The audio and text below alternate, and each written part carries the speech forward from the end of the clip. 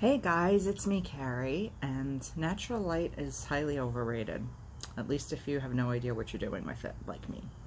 I thought it'd be fun to turn the camera around so you could get a little nature view of my backyard, but it's not really working all that well. I have a roof, that would be the word, over my head on the back patio, so my face is not well lit, which is actually good because I don't necessarily want you to see my face. But anywho, we're taking a quick break from Dicey Song because we're going to read a different story today. And this video is dedicated to one of my bestest friends, my heart sister, who I love and is having a really shit day. And I know this will be meaningful to her because not only is this book ridiculous and absurd and hysterical, but also because she's the one who gave me the nickname Little Peep. And now she knows who this is for. But anyway, we are going to read an out-of-print book. And once I start reading it, it is a children's book. You'll probably gather pretty quickly why it's out of print. But anyway, it is called Little Peep, and it is by Jack Kent. And my bet actually sent me this book recently as a gift because she's amazing and I love her. And we read it together the other day. I actually read it to her when we hung out in the city and we just died. It's just crazy. So I'm going to read it aloud now because that way, since she's having a really shit day, she can listen to it again and hopefully it'll make her smile, and you guys too. So anyway, as I said, Little Peep by Jack Kent, and I will show the pictures and then I will read the pages. Okay. Weekly Reader Children's Book Club presents. Take note of that, okay guys? All right, this is a children's book, ostensibly. Written in, let's see. It was written in 1981, so not all that long ago. And it was dedicated to Judy and John, in case you were wondering. Excuse me, Judy and Don, I can read. Okay, so, you know, I'm going to read the page and then I'm going to show you the picture so you don't get any spoilers. All right, here we go. Let me get in my best voice here. Cock-a-doodle-doo! What was that? Cock-a-doodle-doo! There it was again. It was the grandest sound Little Peep had ever heard. But then he hadn't heard very many. He had only just been hatched. Cock-a-doodle-doo! The cock was perched atop the pump, crowing to the dawn. Here we go. Okay. Feel free to pause if you want to, like, examine the photos. The illustrations, rather. The sun came up. The animals yawned and stretched and began bustling about the barnyard looking for breakfast. The cock strutted back and forth, acting very important. Get out of my way, horse. The horse got out of the cock's way. Stand aside, cow. The cow stood aside. You're in my path, goat. The goat moved out of the cock's path. Give that to me, pig. The pig gave the cock the ear of corn he had been nibbling on. I only want the kernel, said the cock, pecking at the corn. You may have the cob when I'm through. The pig looked grateful. Okay. If you're not getting what I'm putting out yet, you will. One small bit of corn fell to one side, and Little Peep ate it. Who is this person? Demanded the cock angrily. Remove him at once. The animals rushed over and shooed Little Peep to the other side of the barnyard. You must be new here, said the pig. I am, Little Peep admitted. I was just hatched. That's why you didn't know any better, said the goat. You could have gotten us into a lot of trouble, said the cow. You must never, never, never annoy the cock, said the horse. Never, never, never, they all said together. The cock.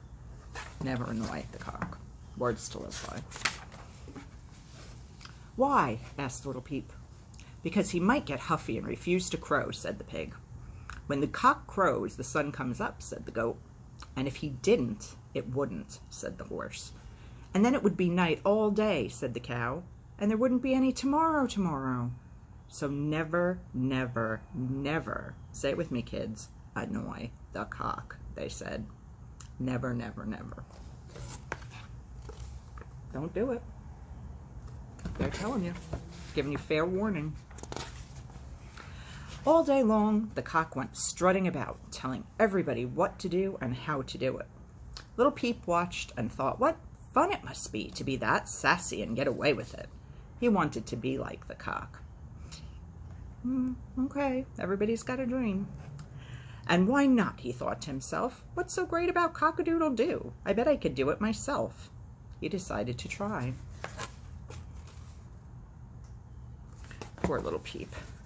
Just hatched and corrupted already. That night, when all of the animals were asleep, little Peep went to the pump. It was awfully high, but there was a bucket next to it. Little Peep hopped up onto the handle of the bucket and then onto the rim. From there, he hopped onto the pump spout. Then he hopped onto the lip of a tin cup that was balanced on the spout. And that was as high as little Peep could go. It's high enough, he decided. It's pretty impressive. He is little. Okay.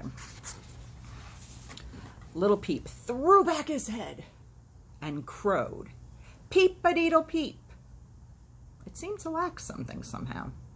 Little Peep tried again, louder this time. Peep-a-deedle-peep. Little Peep couldn't understand it. It sounds all right in my head, but it comes out all wrong, he said. He took a deep breath and tried again. Peep-a-doodle-peep. His voice was changing. It surprised little Peep and made him jump. He lost his balance and fell head first into the tin cup. It's very unfortunate. In trying to right himself, little Peep jostled the cup and it fell off the spout. Little Peep and the cup tumbled into the bucket with a clatter that made the dog at the farmhouse bark. "Wake up, Henry," said the farmer's wife. "There's something wrong in the backyard." The farmer got up and switched on the floodlight. It lit up the barnyard bright as day. The animals yawned and stretched and began bustling about the barnyard looking for breakfast. The cock was confused, as cocks often are. "How can it be morning if I haven't crowed?" he said to himself. He pecked at an ear of corn and he wondered about it. Oh, sorry. Stunning couple.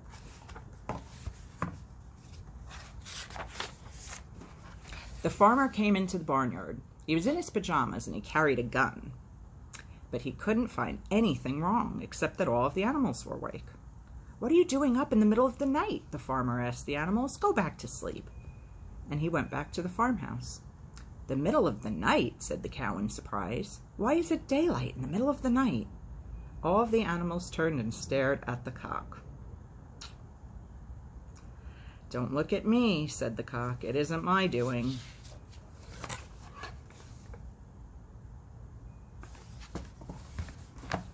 Okay, it's good that he has like a rifle on hand for nighttime emergencies on the farm. "I did it," said the bucket by the pump. The cow looked into the bucket and saw little Peep. "How could you have done it?" she asked, tipping the bucket over so little Peep could get out. That was nice of her. "The cock is the only one who can make the sun come up. He says so himself." "But the cock said he didn't do it this time," the pig reminded her. All the animals turned and stared at the cock again. The cock fidgeted nervously. "It's true," he admitted. "I didn't crow."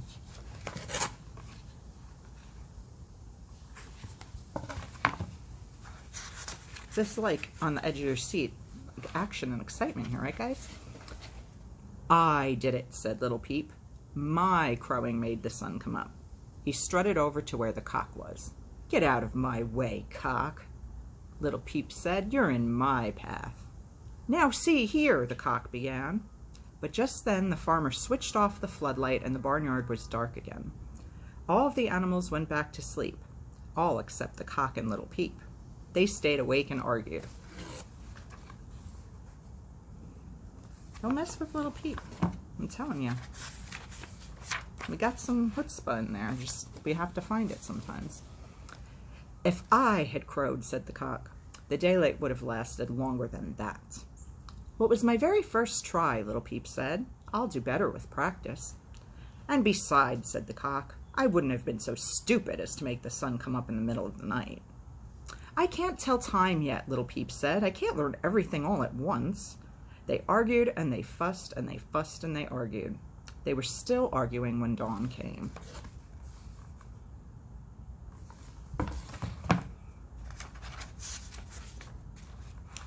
The animals yawned and stretched and began bustling about the barnyard looking for breakfast. "Well, which one of you made the sun come up this time?" asked the cow. The cock stared at the sun in surprise. "I hadn't even noticed it was up," he said. "Neither had I," said Little Peep. "You mean neither one of you crowed, but the sun came up anyway?" said the horse. The plot thickens. This is already a pretty thick plot. All right, guys. "I think I understand," said the goat. "The sun doesn't come up because the cock crows. The cock crows because the sun comes up." "Pooh," said the cow. "Anybody can do that." "Mook-a-doodle-moo," she crowed and giggled. "Oink-a-diddle-oink," crowed the pig. The horse and the goat laughed so hard they had to hold each other up. Because really, at that point, that's probably what I'd be doing too.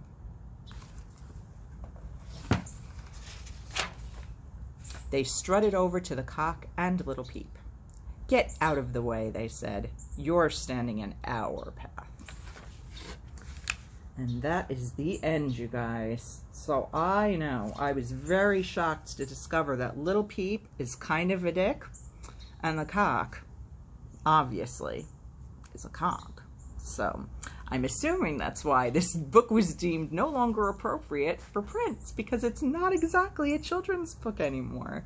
But it's fabulous, and I love it, and I love my vet for sending it to me, and I hope that hearing this and having it at your access whenever you want to listen to it will make you feel a little bit better on your shit days, because I know you're having one today, babe, and I feel so bad about it. Rightfully so, by the way. I'm livid for you.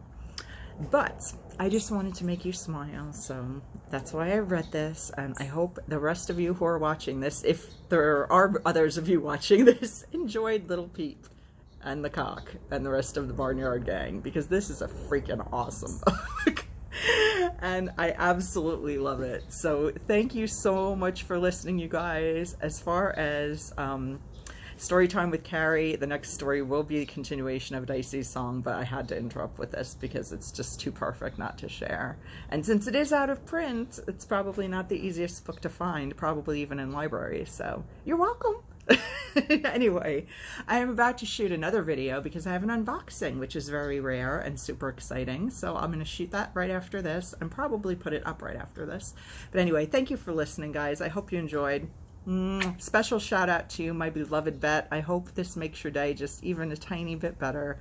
I love you so much. I love you all. Thank you for watching. Have a great rest of your day. And as always, I'll be back soon with more stuff. Bye, guys.